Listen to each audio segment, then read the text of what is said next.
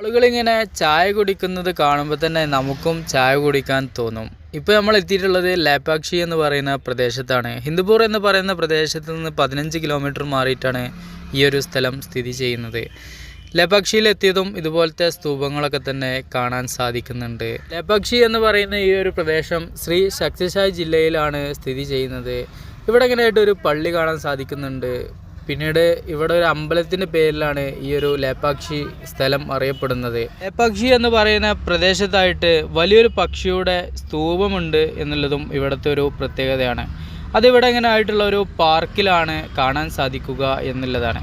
അങ്ങനെ നമ്മൾ ഈ ഒരു ക്ഷേത്രത്തിലേക്കാണ് വന്നിട്ടുള്ളത്. മനോഹരമായിട്ടുള്ള ക്ഷേത്രവും അതിൻ്റെ കവാടവുമാണ് കാണാൻ സാധിക്കുന്നത്. എന്തെങ്കിലും കഴിച്ചിട്ടാകാം ക്ഷേത്രത്തിലേക്ക് കയറുന്നത് എന്നുള്ള ഒരു ചിന്തയിലാണ് നമ്മൾ ടൗണിലേക്ക് വന്നിട്ടുള്ളത്. ടൗണിൻ്റെ ചുറ്റുപാടുകളൊക്കെയാണ് ഈ കണ്ടുകൊണ്ടിരിക്കുന്നത്. ചെറിയ ചെറിയ കടകളും നിഷ്കളങ്കരായിട്ടുള്ള മനുഷ്യരെയുമാണ് നമുക്കിവിടെ ഇങ്ങനെ കാണാൻ സാധിക്കുന്നത്. ഇന്നൊരു വെള്ളിയാഴ്ച ദിവസമായതുകൊണ്ട് തന്നെ ഇവിടുത്തെ ഈ പള്ളിയിൽ ജുമാ കൂടിയിട്ടാകാം ക്ഷേത്രത്തിലേക്കുള്ള കയറ്റം എന്നുള്ള രീതിയിലാണ് ഞങ്ങളിങ്ങനെ നടക്കുന്നത്. അങ്ങനെ ഞങ്ങൾ മുന്നോട്ട് പോകുമ്പോൾ കാണുന്നതാണ് കൂൾ ഡ്രിങ്ക്സ് മാത്രം വിൽക്കുന്ന ഒരു ഷോപ്പ്. ഇവർക്ക് എങ്ങനെ ഇത് മുതലാവുന്നു എന്ന് നമുക്ക് മനസ്സിലാവുന്നില്ല.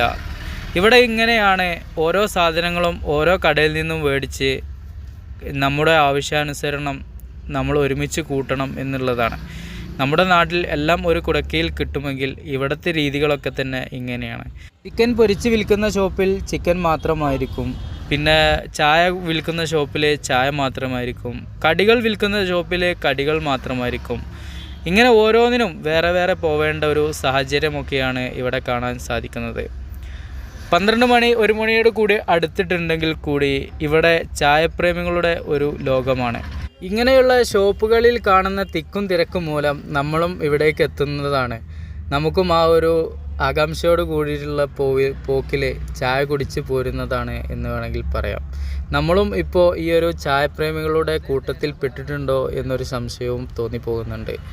അങ്ങനെ അപ്പുറവും ഇപ്പുറമൊക്കെ നോക്കുമ്പോൾ ഒരുപാട് ബാംഗ്ലൂർ ടച്ച് ആയിട്ടുള്ള ഷോപ്പുകളൊക്കെ തന്നെ കാണാൻ സാധിക്കുന്നുണ്ട്.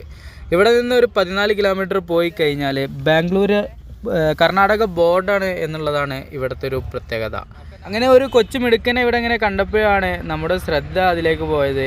മകനാണെന്നാണ് അദ്ദേഹം നമ്മളോട് പറഞ്ഞത്. ഇന്ന് ലീവായതുകൊണ്ട് എന്നെ സഹായിക്കാൻ വന്നതാണെന്നും നിഷ്കളങ്കമായ രീതിയിൽ അയാൾ നമ്മളോട് പറയും.